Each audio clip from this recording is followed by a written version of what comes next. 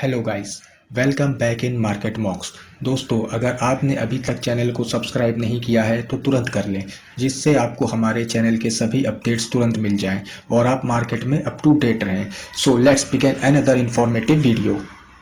दोस्तों, आज हम लोग बात करेंगे कि एलआईसी ने कौन कौन से स्टॉक 2023 में होल्ड किए हैं और कौन कौन से स्टॉक से एग्जिट कर लिया है। तो बात करते हैं। देखिए, पहले इस हमें डाटा को समझना है कि ये डाटा किस हिसाब से डिज़ाइन किया गया है। तो सबसे पहले देखिए, यहाँ पर कंपनी का नाम आता है, उसके बाद उस कंपनी का कितना मार्केट कैप है, और उसके बाद क्या है कि एलआईसी ने कितना होल्डिंग कर रखा था पहले 31 मार्च 2023 तक। डाटा करोड़ में है। फिर उसके बाद है कि एलआईसी ने 30 जून 2023 तक कितना माल होल्ड कर रखा था, वो भी डाटा करोड़ में है। अगला क्या है, इंक्रीज इन होल्डिंग, यानी कि जहां जहां पर उन्होंने होल्डिंग अपनी इंक्रीज करी है। और ये लास्ट वाला क्या है, स्टॉक का भाव कितना ऊपर नीचे हुआ है इनकी खरीदारी के बाद। तो बात करते हैं पहले स्टॉक की, आईटीसी लिमिटेड। तो आईटीसी लिमिटेड में इनके पास 72,000 करोड़ के आसपास का माल 31 मार्च को दिखता था, और इन्होंने इसमें बढ़ाई होल्डिंग अपनी 85 करोड़ के आसपास माल कर दिया है। तो कितना रेस किया इन्होंने, लमसम लमसम 13 करोड़ के आसपास माल रेस किया है। अगली बात करते हैं रिलायंस इंडस्ट्रीज। रिलायंस इंडस्ट्रीज में इन्होंने, इनके पास को जो पहले होल्डिंग थी करीबन 1 लाख करोड़ के आसपास की थी, इन्होंने इसमें भी थोड़ा सा माल बढ़ाया है और 1 लाख 9 करोड़, 1 करोड़ 9 लाख के आसपास की कर दी है। इसमें करीबन 7,902 रुपए के आसपास का इंक्रीमेंट किया गया है। अगली बात करते हैं आईडीबीआई बैंक की। तो आईडीबीआई बैंक में इनके पास 23,000 करोड़ के माल था इनके पास। अब इन्होंने इसमें 29,000 करोड़ का माल कर दिया, यानी कि मोटा मोटा 5 करोड़ रुपया इन्होंने एड ऑन किया है इसमें। बात करते हैं अगले की, भारतीय एयरटेल है इनके पास। भारतीय एयरटेल में 19 करोड़ का माल था इनके पास, 19,000 करोड़ का है ना, 23,000 करोड़ का अब दिख रहा है। तो इन्होंने करीबन मोटा मोटा 4 करोड़ के आसपास माल इन्होंने बढ़ाया है। बात करते हैं स्टेट बैंक ऑफ इंडिया की। स्टेट बैंक ऑफ इंडिया की होल्डिंग कितनी थी इनकी, 40 करोड़, 40,000 करोड़ के आसपास की। अब इन्होंने बढ़ाकर कितनी कर दी है, 44,000 करोड़। तो मोटा मोटा करीबन 3,800 करोड़ रुपया इन्होंने रेस किया है। बात करते हैं नेक्स्ट स्टॉक की, L N T. L N T इनके पास बढ़िया होल्ड है, करीबन 34,000 करोड़ रुपए के आसपास मार्च 31 की होल्डिंग देखती है, और 30 जून में 38,000 करोड़ की होल्डिंग देखती है। तो बढ़ के इन्होंने कितनी रेस किया है, 3,000 करोड़ रुपए के आसपास इन्होंने रेस किया है। अगला बात करते हैं आईटी स्टॉक, निकल के आता है टीसीएस।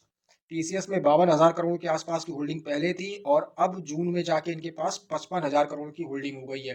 तो करीबन 3,591 करोड़ की इन्होंने फंडिंग रेस करी है इसमें। नेक्स्ट बात करते हैं एक्सिस बैंक की। तो एक्सिस बैंक में इनके पास 21,000 करोड़ की होल्डिंग थी, अब इन्होंने बढ़ा के 24,000 करोड़ की कर दी है। तो वो कितना बढ़ाया इन्होंने, 3,000 करोड़ रुपए आसपास बढ़ाए हैं। नेक्स्ट बात करते हैं एशियन पेंट की। तो एशियन पेंट में इनके पास पहले 10,000 करोड़ की होल्डिंग थी, अब 13,000 करोड़ की होल्डिंग कर दी, तो 3,000 करोड़ रुपए इन्होंने बढ़ाए हैं। अगली बात करते हैं अडानी इंटरप्राइजेस, जिसका खूब हल्ला मचा था, एलआईसी के ऊपर खूब इल्जाम लगे थे। तो 2023 में इनकी होल्डिंग थी 8,495 करोड़ की। फिर उन्होंने पैसा बढ़ाया है, अब इन्होंने कर दिया है 11,590 करोड़ का। कितना फंड रेस किया है इन्होंने, 3,000 करोड़ रुपए के आसपास फंड रेस किया है। और स्टॉक चला भी है 36% के आसपास। तो एलआईसी ने बढ़िया पैसा कमाया है अडानी से। तो आगे बात करते हैं। अब इसमें फिर इस डाटा में हमें कुछ चीजें समझनी है। पहले दिया हुआ है कंपनी का नाम, फिर दिया हुआ है मार्केट कैप कंपनी का कितना है, एलआईसी की होल्डिंग कितनी थी 31 मार्च तक, एलआईसी की जून की होल्डिंग कितनी थी, लेकिन अब रुपीस में नहीं है, अब परसेंटेज में है ना। कितनी इंक्रीज करी इन्होंने होल्डिंग, और स्टॉक में कितना चेंजमेंट आया है। तो चलिए पहली बात करते हैं एनएमडीसी की। एनएमडीसी इनके पास जो 31 मार्च में जो इनके पास था, तो जो भी पहले रहा होगा उससे लगभग 1% कम था। अब इन्होंने इसमें रेस कर दिया है 9% के आसपास। तो पहले जितना भी था कुल मिला के, यानी कि 9% इन्होंने और बढ़ा दिया है। तो पहले तो इनके पास बहुत कम था। टाटा केमिकल की बात करते हैं। तो टाटा केमिकल देखिए, अब इस टाइम पर पिछले 3-4 महीनों से देखा जा रहा है कि जो फॉरेन निवेशक है और जो म्यूचुअल फंड्स है, वो जो केमिकल इंडस्ट्री है ना उस पर फोकस कर रहे हैं। तो एलआईसी भी वही काम करता हुआ दिख रहा है। तो पहले इनके पास करीबन 4% के आसपास का स्टेक था, अब इन्होंने उसको 7% बढ़ाया, यानी कि 3% की होल्डिंग बढ़ा दी है। आगे बात करते हैं सेल की। सेल में इनके पास 2031 मार्च, यानी कि मार्च वाले क्वार्टर में इनके पास करीबन 6.93% की होल्डिंग थी, अब इन्होंने बढ़ाकर 9.33 कर दी है, यानी कि 2.40 का इजाफा किया है। बाटा की बात करते हैं तो 5% पहले थी, अब इन्होंने बढ़ा के 0.74 करिए, यानी कि 1.73 बढ़ाया इन्होंने। अगली बात करते हैं IEX। IEX में कितना किया है? 2.40 पहले था, 4.04 अब किया, यानी कि 1.64% का स्टेक इन्होंने बढ़ाया है। अगला है गुजरात गैस। तो गुजरात गैस में इन्होंने क्या किया है? 1.67 से 3.22 कर दिया, यानी कि 1.55 बढ़ाया है। नेक्स्ट है कंटेनर कॉर्पोरेशन ऑफ इंडिया। 244 था, 3.94 कर दिया है, 1.50 से बढ़ाया है। अगली की बात करते हैं अतुल लिमिटेड। 2.32 पहले था, अब 3.76 किया है, यानी कि 1.44 इन्होंने इंक्रीज किया है। टेक महिंद्रा की बात करते हैं तो 8.07 पहले था, 9.47 अब किया, यानी कि 1.40 का स्टेक इन्होंने बढ़ाया है। अगली बात करते हैं फार्मा इंडस्ट्री की कंपनी है सिप्ला। 2.14 का स्टेक इनका 31 मार्च 2023 में था, अब इन्होंने बढ़ा के 3.47 किया, यानी कि 1.33 का होल्डिंग इन्होंने इंक्रीज किया है। अब नेक्स्ट बात करते हैं, इसमें भी थोड़ा सा डाटा समझना है। कंपनियों का नाम लिखा है पहले, फिर कंपनी की मार्केट कैप कितनी है।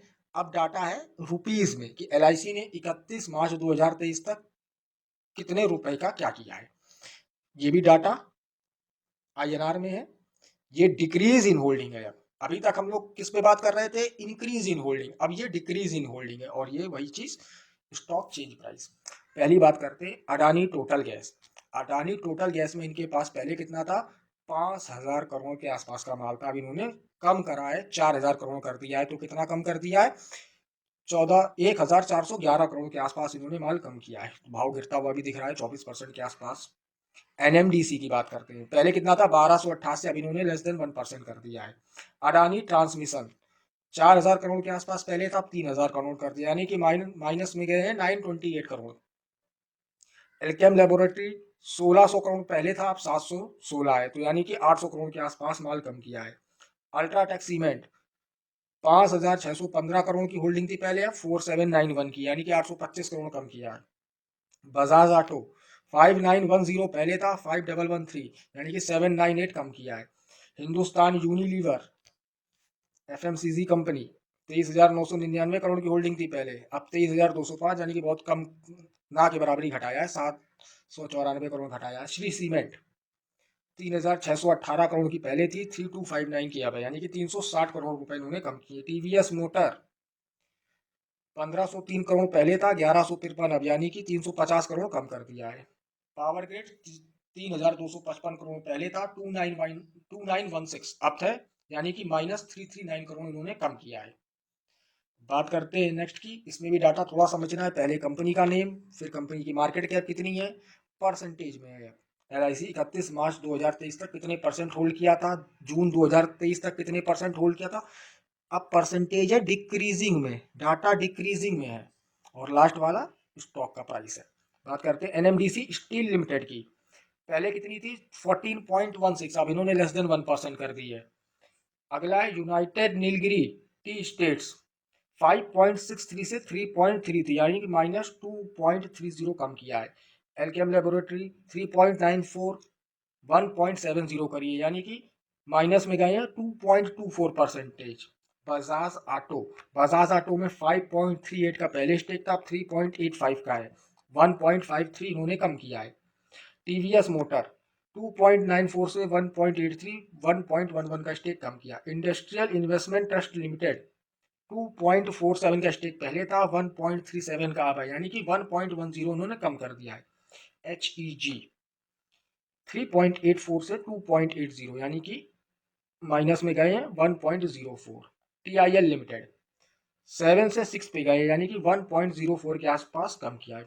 PI इंडस्ट्रीज 2.88 से 1.86 पे लाए हैं, यानी कि माइनस में गए हैं 1.02। नेक्स्ट है कजारिया सेरेमिक्स, तो 2% की स्टेक पहले था इनके पास, 1.04, यानी कि 0.98 इन्होंने घटाया है। तो दोस्तों आपको भी इनके डाटा को देखना है और समझना है कि LIC किस जगह पे पैसा बढ़ा रहा है, किस जगह पे पैसा कम कर रहा है, क्योंकि ये अपने यहाँ इंडिया में जाइंट है, इससे बड़ा पैसा लगाने वाला स्टॉक मार्केट में कोई भी नहीं है। तो जो काम LIC कर रहा है, हमें अगर आंख बंद करके फॉलो नहीं करना है तो, लेकिन कम से कम ये तो देखना ही है कि LIC किस जगह पे अपना स्टेक कम कर रहा है, हमें भी उसी हिसाब से काम करना है। आने वाले समय में मैं और भी वीडियोस बनाऊंगा, जैसे बड़े बड़े जो इन्वेस्टर हैं अपने यहाँ, उनकी भी मैं होल्डिंग्स लेके आऊंगा कि कैसे वो काम कर रहे हैं, तो हम लोगों को एक आइडिया मिलेगा कि कौन से अच्छे स्टॉक है वो हमारी रडार में आएंगे, और जिन स्टॉक्स में थोड़ी सी दिक्कतें हो रही हम उनसे निकलते रहेंगे। तो ये वीडियो हमें इस तरीके से देखना है। तो धन्यवाद गाइस, अगर आपको ये वीडियो पसंद आया है तो इसको लाइक करिए, कोई डाउट है तो कमेंट सेक्शन में पूछिए। धन्यवाद गाइस।